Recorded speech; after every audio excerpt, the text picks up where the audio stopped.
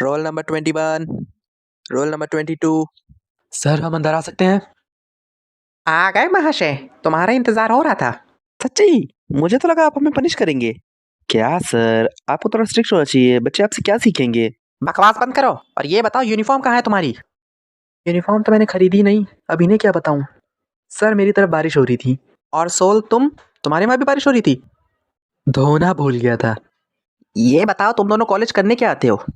Sir मैं तो शिक्षा के लिए आता हूँ। तो पिछले पीरियड में कहाँ थे। सर पिछले पीरियड में शिक्षा नहीं आई थी। तुम दोनों के लिए मेरे पास एक अच्छी खबर है। क्या सर आप स्कूल छोड़ रहे हैं। मेरा तो पता नहीं, पर ये खबर सुनने के बाद तुम दोनों को जरूर शौक लगेगा। 2 दिन बाद तुम्हारे एग्जाम्स हैं। क्या मतलब अब पढ़ना पड़ेगा। तो ये खबर सुनने के बाद हम दोनों के पैरों के नीचे से ज़मीन खिसक गई। एग्जाम से छोड़ो, हमें तो अपने सब्जेक्ट का नाम तक नहीं पता था। आधे बच्चे तो कॉलेज से इसलिए आते थे क्योंकि सोनम मैम का लेक्चर होता था, उसमें भी लेक्चर में किसी का ध्यान नहीं है। तो हमसे अकेले तो कुछ होने नहीं वाला था, तो हमने अपने दोस्त साय की मदद लेने की सोची। बस एक दिक्कत थी, साय दूसरे शहर में रहता था। ये उन बच्चों में से था जो एक शहर से दूसरे शहर से पढ़ाई करने आते हैं। बेचारों की आधी जिंदगी तो ट्रेन या बस स्टॉप के किनारे ही गुजर जाती है। इतनी देर करवा दी, 5 मिनट के रास्ते में 20 बार कौन ट्रेन रोकता है। पहली बार एक लड़की डेट के लिए मानी थी, उसमें भी 2 घंटा लेट करवा दिया मुझे। बेबी हाँ, मुझे जरा सी देर क्या हुई, तुमने बॉयफ्रेंड ही बदल लिया। तो अब इतनी भागदौड़ करने के लिए ना तो हमारे पास वक्त था और ना ही जेब में पैसे। तो हमने अपने दोस्त सैम के घर पढ़ने का फैसला किया। शुरुआत के पौने 3 मिनट तो हमारा पूरा ध्यान पढ़ाई में ही था।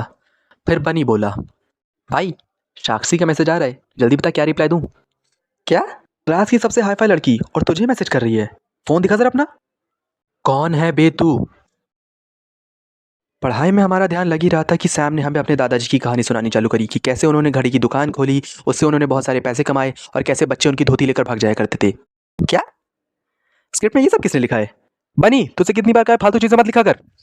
तो ये सब होने के बाद पढ़ाई तो हमसे होने से रही, तो अगले दिन बेशर्मों की तरह पहुंच गए देने एग्जाम्स। ये कैसा पेपर है, इसमें से तो मुझे कुछ भी नहीं आता, किसी से पूछना पड़ेगा। बनी तुझे कुछ आता है। आता तो मुझे भी बता दे। पहले तो मुझे ये बता कि हमारे कोर्स में ये सब्जेक्ट कब ऐड हुआ। ए तुम दोनों चीटिंग कर रहे हो। चीटिंग नहीं तो। तुम बच्चों की यही आदत है, हर चीज़ तुम्हें आसानी से चाहिए, मेहनत तो करनी ही नहीं है।